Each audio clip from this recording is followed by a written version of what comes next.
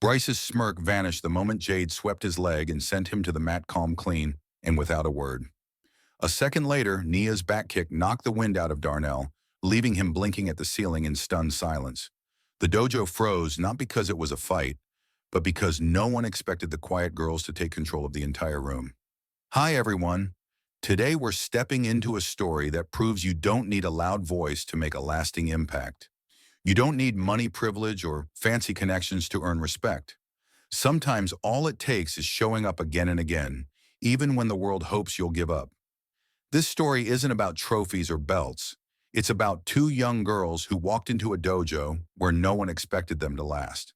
And they didn't just stay, they changed everything. This could happen to anyone, even you. So before we dive into the story, take a moment to like the video and subscribe, but only if you truly enjoy what I do here. And tell me in the comments where you're watching from and what time it is right now. Let's begin. The Thompson family didn't have much, but they had drive. Mr. Thompson, a widowed construction worker with calloused hands and permanent lines etched into his brow, raised his twin daughters with one clear rule: don't ever let where you start decide where you stop. Jade and Nia, both 12, had grown up hearing that line more times than they could count, and each time it stuck a little deeper.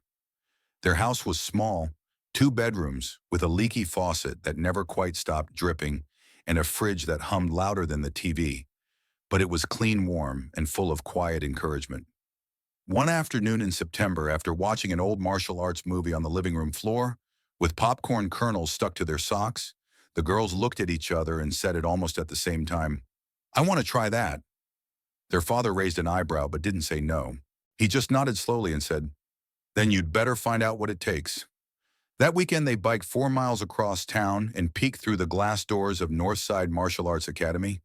It looked like something out of a dream-polished hardwood floors, rows of trophies gleaming on shelves, and a row of disciplined students moving in perfect unison, like waves in the ocean. An instructor barked commands with confidence. No one giggled. No one slouched. This was serious. This was where they wanted to be. The front desk receptionist, a woman in her 30s with sleek hair and a headset, handed them a pamphlet. 1 month's tuition, $180 per student. Uniforms not included. The price tag might as well have been a billboard flashing, "Not for you." The girls took the pamphlet home anyway. That night, over leftover spaghetti, they unfolded it on the table. Their dad looked at the price, then looked at them. "You sure this isn't just a phase?" Jade shook her head. "We've been thinking about it." Nia added, "We'll work for it." And they did. Every Saturday and Sunday, while other kids watched cartoons or played video games, Jade and Nia scrubbed mixing bowls at Miss Lila's bakery. They boxed up pastries, swept flour from corners, even learned how to mop in straight lines. Miss Lila, who'd run the shop since the 80s and still wore a faded apron with a cartoon cupcake on the front, paid them $5 each per shift cash, no questions asked. And every single dollar went into a shoebox under their bed. For nearly 9 months, they skipped after-school snacks, patched up their own sneakers, and learned to braid each other's hair instead of paying for trims. Their classmates noticed the same hoodies, the same plain shoes. Some whispered, others just stared. But Jade and Nia didn't care. Every Saturday morning, rain or shine, they wiped off the bakery counter and reminded each other why they were doing this. By June, the shoebox held $4 or $5, just enough for both of them to start and maybe afford one uniform to share. The following Monday, they returned to Northside Martial Arts Academy, this time with their dad. He wore his cleanest shirt and his best boots, the ones with barely visible scuffs. The girls stood on either side of him, clutching the envelope of bills so tight it bent in the middle. The receptionist eyed the trio, then the envelope. "We usually take cards," she said, polite but firm. "We don't have one," Nia said quietly. "But this is 1 month. Paid in full." Jade added, "We'll earn the rest. We promise." There was a long pause. The woman's eyes flicked to their worn sneakers and matching braids, then to the father standing silently behind them, his shoulders slightly rounded, but his presence steady. She sighed. "Fine. Fill these out." "Orientation's Wednesday." The girls didn't smile. Not yet. They just nodded, took the forms, and wrote their names in careful block letters. That night they couldn't sleep. Not because they were nervous, but because something had finally shifted. For months, martial arts had just been an idea. A maybe. Now it was real. When Wednesday came, they showed up early. Too early. They sat on the wooden bench by the entrance with their feet barely touching the floor. Other kids filtered in. Most of them wore pristine uniforms and custom gear bags. The twins wore black sweatpants and borrowed t-shirts, their dad's initials scribbled inside the collar tags with marker. Inside the dojo, the walls were lined with black and white photos of champions, past each frozen mid-kick or mid-stance. There was an almost sacred quiet in the air, the kind you get in libraries or churches. Everything felt clean, balanced, important. As the class began, the girls bowed when the others did, copied every warm-up, and paid attention to every detail.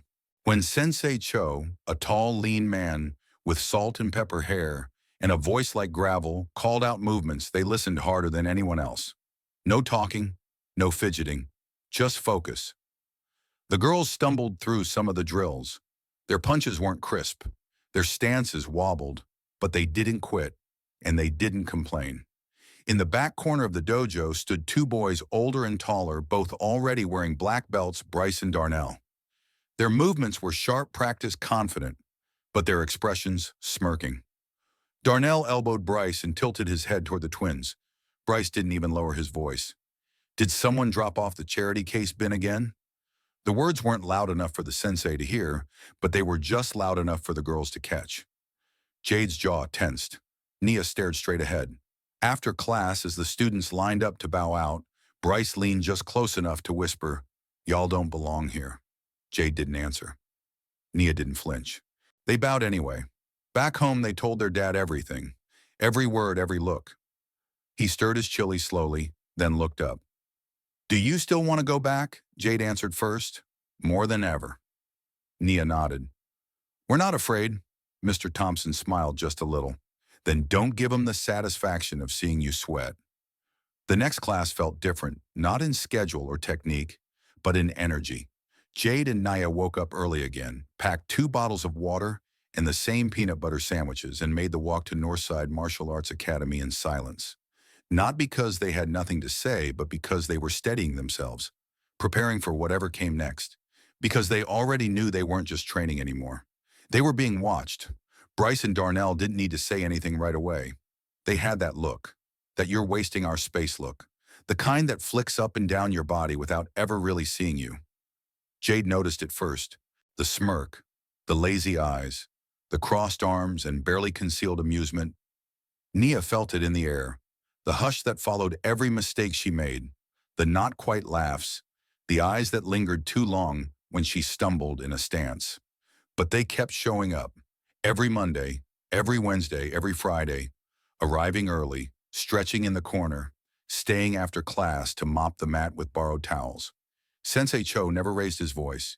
He didn't say much at all, but his eyes didn't miss a thing. When Jade fumbled a punch combination, he stepped over and placed her foot in the right position. When Nia kept losing balance on a roundhouse kick, he adjusted her shoulder by 1 inch and said only, "There. Try again." No praise, no disapproval, just instruction. By the end of their second week, the whispering had grown legs. Not everyone joined in, but enough did. A few of the students who were neutral at first now chuckled when the twins slipped. One boy even said under his breath during a stretching drill, "This ain't the YMCA." Still, the girls didn't crack. They didn't cry. They didn't even roll their eyes. They just worked harder. That only seemed to make Bryce and Darnell more determined to break them. On a Friday afternoon during warm-ups, the twins were paired up with different partners, Jade with a tall green belt, who barely made eye contact, Nia with a quiet, shy girl who flinched every time she moved. Halfway through their drills, Darnell walked past Nia and accidentally stepped into her stance. His shoulder slammed hers hard enough to knock her off balance. She stumbled back, caught herself, and straightened without looking at him. "Watch where you're going," Darnell muttered with a grin. Sensei Cho, walking by right then, said only, "Focus on form." Nia nodded, said nothing, kept moving. The girls never tattled, never pointed fingers. But they noticed. So did someone else. Isaiah, a tall brown belt around 16, usually trained at the front of the room. He didn't talk much either, but he watched. And one afternoon when Bryce made a snide comment about kids who can't afford uniforms, Isaiah walked by and muttered loud enough for everyone to hear. Funny thing about people who talk too much, they usually can't back it up. It wasn't a defense. It was a warning. The room tensed. Bryce stared after him but said nothing. Later in the locker room, Darnell dropped his gloves on the bench. You believe that acting like he's sensei or something? Bryce shook his head. Forget him. Those girls won't last another week. But they did. On Monday, Jade and Nia were back. Their borrowed shirts were now hand-washed and pressed, their hair braided tighter, their stances a little more grounded. Bryce tried again. During a sprint drill, he stuck out a foot to trip Jade. She saw it at the last second and leaped over it mid-stride, kept running. The whole class saw it, and for the first time someone laughed not at her, but at him. The room shifted, just a little. Sensei Cho said nothing, but he'd seen it too. The girls didn't acknowledge it. They didn't high-five or wink or smirk. They just finished the drill and bowed out like always.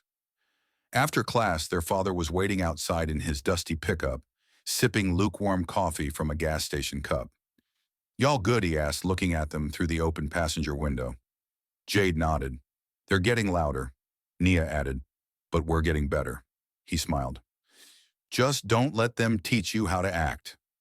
That night, over grilled cheese and canned tomato soup, they talked about what it meant to stand your ground without losing your balance. Not just in sparring, but in life. By the end of their third week, the dojo felt like it was holding its breath. Something was coming. That something arrived as a simple announcement. "Sparring begins next week," Sensei Cho said, hands behind his back. "Light contact only. Controlled. I want discipline, not pride." Bryce and Darnell grinned across the mat. Jade and Nia heard the message loud and clear. They knew exactly what was coming.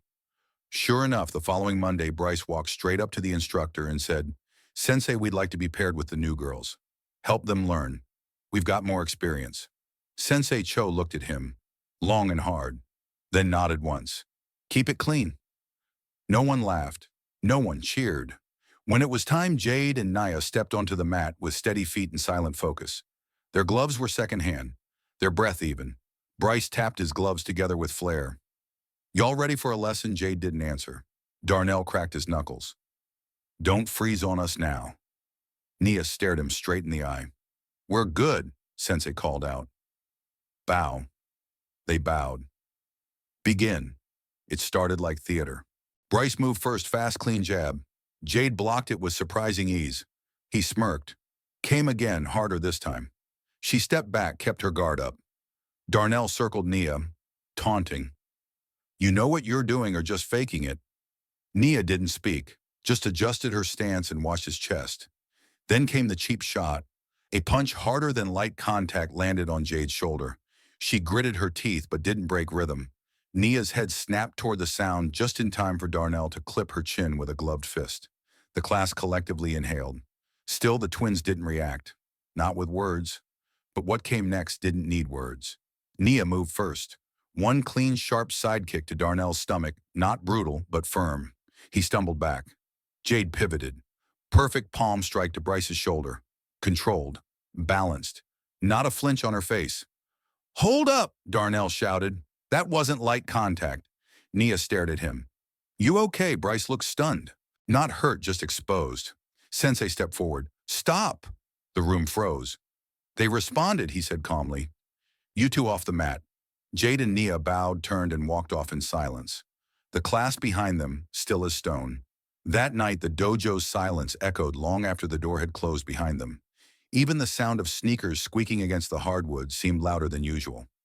No one knew exactly what to say, not even Bryce and Darnell. The girls hadn't yelled, hadn't bragged, they hadn't broken any rules. But they had shattered something else, an invisible line the boys thought no one would dare cross.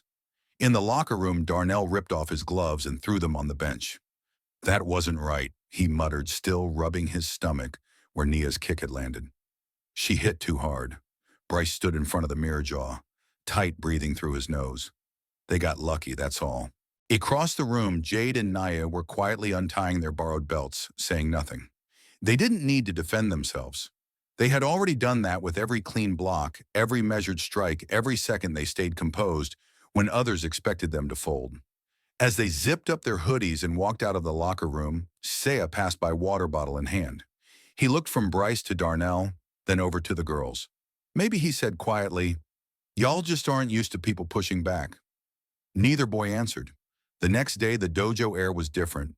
lighter in some places, heavier in others. Bryce and Darnell still stood at the front of the mat, but they weren't talking anymore. Not to the girls, not to anyone. Sensei Cho didn't say a word about the sparring. He didn't have to. But what he did do was noticeable. During drills, he spent more time observing Jade and Nia, gave them corrections like he did with the higher belts. Not extra praise, just attention. That mattered. Other students noticed too. Trinity, a tall green belt with a tight bun and a scar across her left knuckle, approached Nia after class during water break. "You were clean yesterday," she said simply, setting her gloves down. "Really clean." Nia blinked. "Thanks." Trinity tilted her head. "You trained somewhere before this?" "Yeah," Nia replied. "Community center downtown. It shut down last year." Trinity nodded. "Makes sense. You've got habits." Jade walked over with a towel in hand, drying sweat from her neck. "You guys want to partner up next week?" Trinity asked, glancing between them. "I'm tired of sparring with people who think it's a street fight." The twins exchanged a look. Jade nodded. "We're down." Later that week, Sensei posted a sign-up for Friday sparring. Students would be paired randomly, no requests. Bryce and Darnell didn't say a word, but everyone saw them glance at the list a little too long, like they were waiting for a chance to reclaim something that slipped out of their hands. When the matchups were posted Thursday evening, Nia leaned over Jade's shoulder at the whiteboard. There they were, Jade versus Bryce, Nia versus Darnell. Jade stepped back. They did that on purpose. Nia's eyes narrowed. "Probably. You ready?" Jade gave a quiet nod. "Always." The next day, the energy in the room was electric. Parents were invited to watch. Chairs lined the walls. Extra towels were stacked near the entrance. Everyone was in full uniform, freshly pressed. Every student brought their best gear. Mr. Thompson stood by the door in his work boots and pressed shirt. It was the first time he'd stepped foot in the dojo. He folded his arms across his chest and gave the girls a small, proud nod. "You nervous?" he asked. Nia shrugged. "Not about the fight?" Jade added, "Just the noise." He smiled. "Block it out. You already won when you walked in here?" Inside, Sensei Cho stood tall before the students. "Today's not about showing off," he said. "It's about control, awareness, respect." He paused, letting the words land. "You are not fighting for pride. You are fighting for clarity." One by one, pairs were called to the mat. Some matches were intense, others clumsy, a few filled with too much energy, not enough technique. But when Jade's name was called, the room fell quiet without being told. She stepped forward, calm, poised. Bryce was already bouncing on the balls of his feet. His black belt looked tighter than usual. His expression was unreadable. He muttered, "Let's see if that fluke still works today." Jade didn't respond. Bo-sensei said. They bowed. "Fight." Bryce moved fast, throwing a right jab followed by a quick hook. Jade dodged, both pivoted, and landed a low kick on his lead leg. Not hard, not flashy, just deliberate. He blinked surprised, charged again. She sidestepped and landed a palm strike to his ribs, clean and centered. The kind of hit that doesn't bruise the body, but bruises the ego. The crowd whispered. Bryce's punches got wild, desperate. He lunged forward, hoping to catch her off guard, but Jade was balanced steady 2 steps ahead. Then came the sweep. Subtle, perfect. Her foot hooked his ankle and he hit the mat. Not hard, not angry, just down. The buzzer rang. Match over. He got up slowly, breathing hard. He didn't speak. Sensei Cho gave one quiet nod. Well done. Controlled. Jade bowed, stepped back. Nia was already waiting at the edge. Her gloves were tight, her stance ready. Darnell smirked. Your sister's soft. You're just sloppy. Nia stared at him even. You talk too much. Bow. They bowed. Fight. Darnell came in hot. Flashy footwork. Big kicks. But Nia didn't give him room to dance. She stayed close blocked, efficiently stepped in when he blinked. A straight punch to his chest guard. An elbow tap to his shoulder. A spin-a-back kick clean to the gut. He stumbled. Tried to lunge. She parried, dropped to one knee, swept his back foot. He hit the mat. Again. The buzzer sounded. Match over. Nia didn't raise her fists. Didn't gloat. She just walked away. The room was silent. Not from shock, from something else. Respect. Sensei Cho nodded. Now that is how you spar. Bryce and Darnell sat at the edge of the mat, heads low, breathing hard. For the first time, the dojo didn't feel like enemy territory. It felt like home turf. Outside, Mr. Thompson stood with a water bottle in each hand. His eyes were misty, but he didn't say much. You girls okay? Jade nodded. Yeah. Nia took a sip. We didn't start nothing. He smiled. I know. But you finished it, and we stayed in control, Jade added. He nodded slowly, proud. Good. Never swing first, but don't ever let someone hit you twice. The following week, the dojo was quieter, not awkward, not tense, just quieter. The kind of quiet that settles in when people are trying to figure out how to behave around someone they used to overlook. Bryce and Darnell still came to class, still stood at the front, still moved with skill. But the swagger was gone. The smirks had faded. They weren't cracking jokes or throwing glances anymore. If anything, they were avoiding attention altogether. Jade and Nia, meanwhile, stayed exactly the same. They arrived early, helped wipe down the mats without being asked, partnered with anyone assigned and trained with the same silent focus they'd brought from day one. They weren't interested in being stars. They weren't chasing anyone's approval. But they had earned something far more powerful: presence. Trinity made good on her promise and partnered with the twins that Monday. She didn't baby them or go easy, but she respected them. When Jade stumbled during a block, Trinity corrected her form with a nod instead of a lecture. When Nia landed a clean strike, Trinity just said nice and moved on. That kind of partnership felt good, solid, earned. By Wednesday, the whispering had stopped altogether. The other students, even the ones who used to laugh behind cupped hands, now made space when the girls walked by. A few even nodded in acknowledgement. It wasn't applause. It was something deeper. That afternoon, Sensei Cho called for pair drills and for the first time separated Bryce and Darnell. Sent them to opposite ends of the mat, but just as everyone started to move, his voice cut through the chatter. Actually, Bryce, Darnell, you're with me today. Every head turned. The two boys froze, looked at each other, then slowly walked toward him without a word. The girls didn't react. They lined up with Trinity and began their drills, the steady rhythm of blocks and counters filling the room. Meanwhile, on the far end, Sensei Cho worked Bryce and Darnell harder than anyone else.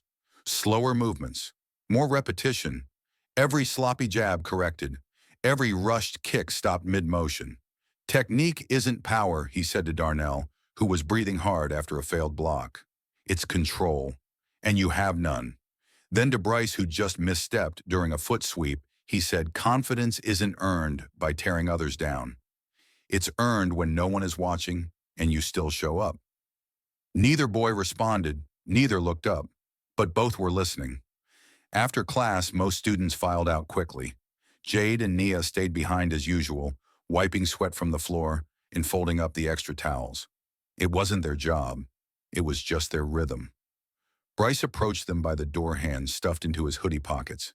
He stood there for a moment, awkward and quiet, then said I was out of line. Jade didn't look surprised. We noticed.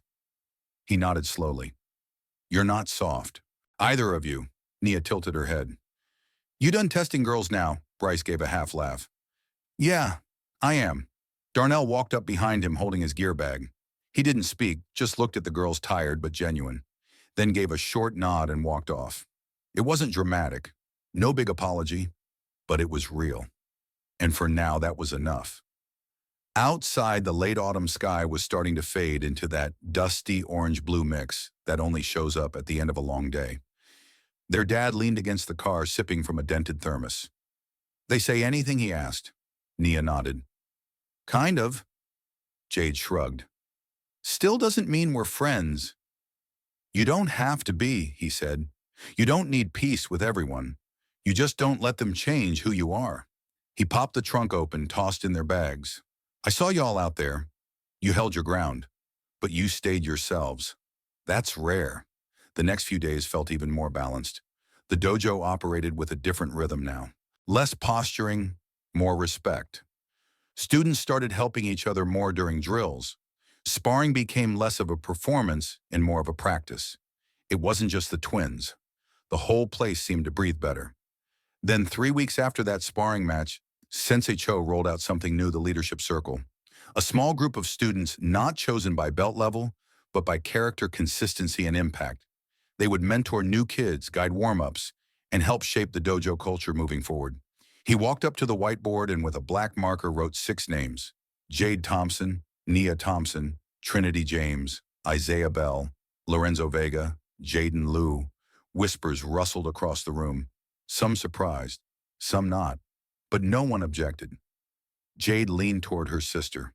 You see that Nia smirked, saw it before he finished writing it. At the far edge of the room, Bryce and Darnell stood quietly. They didn't say a word. No eye rolls, no scoffs, just stillness. After class, the leadership group gathered in the corner. Mats, rolled back benches pulled in. Sensei didn't speak much. He let the students lead. Isaiah spoke first. We've got a lot of new kids coming in next month. Some already look nervous. Trinity nodded. We need to make sure they don't feel like we did. Some of us anyway. She glanced at Nia, who returned a knowing look. Jade raised her hand. We should rotate partners more, not just by rank, by how people move, how they learn. Sensei Cho nodded. Good. Keep going. It wasn't a ceremony. It was a beginning. On the way out near the vending machines, Darnell paused by Nia. He shifted his weight, cleared his throat. You earned it. She didn't smile. Just looked at him, then at the snack machine. Wasn't looking for your approval. He half laughed. Didn't think you were. Just saying I see it now. Cool, she said, then walked away. Not rude, just real. That weekend, the twins returned to the old community center downtown, the one where they'd first learned basic moves before it shut down. The doors were locked now, dusty, forgotten, but they brought their own mats, their own gloves, their own Bluetooth speaker. Nia dropped her bag on the cracked tile. Remember how loud this place used to be? Jade nodded, unrolling a mat. We used to trip over broken floorboards trying to figure out sidekicks. They laughed, then trained. Not for the dojo, not for ranks, just for them. By spring, Northside Martial Arts Academy didn't feel the same, and that was the point. Students still bowed at the door, still trained hard, still followed every command from Sensei Cho with discipline. But underneath all that structure, something warmer had taken root. Something deeper. The kind of environment where new kids didn't get pushed to the back of the line, where girls weren't dismissed as too soft, where silence wasn't mistaken for weakness. Jade and Nia didn't walk around acting like they owned the place. They didn't need to. They were the steady heartbeat under the surface, present, focused, and unbothered. They helped lead warm-ups, now standing at the front of the mat next to Trinity and Isaiah. When a new white belt fumbled a stance or missed a beat in a drill, one of them would be the first to step in, not to criticize, but to guide. A quiet correction, a nod, a hand gesture, just enough. Even Bryce and Darnell had changed. They still trained hard, still showed up early, but the attitude, it was gone.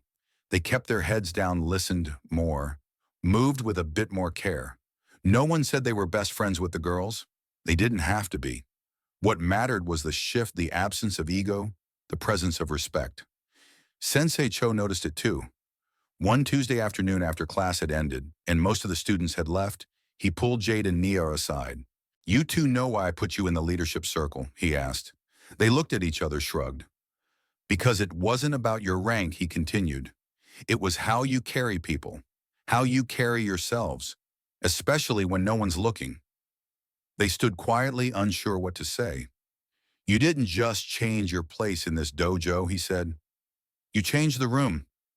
That stuck. Afterward, the girls sat outside on the curb, sipping from warm Gatorade bottles as the sun dipped behind the grocery store across the parking lot. Their feet ached. Their backs were sore. But there was a calm in the air, a kind of quiet that didn't need filling.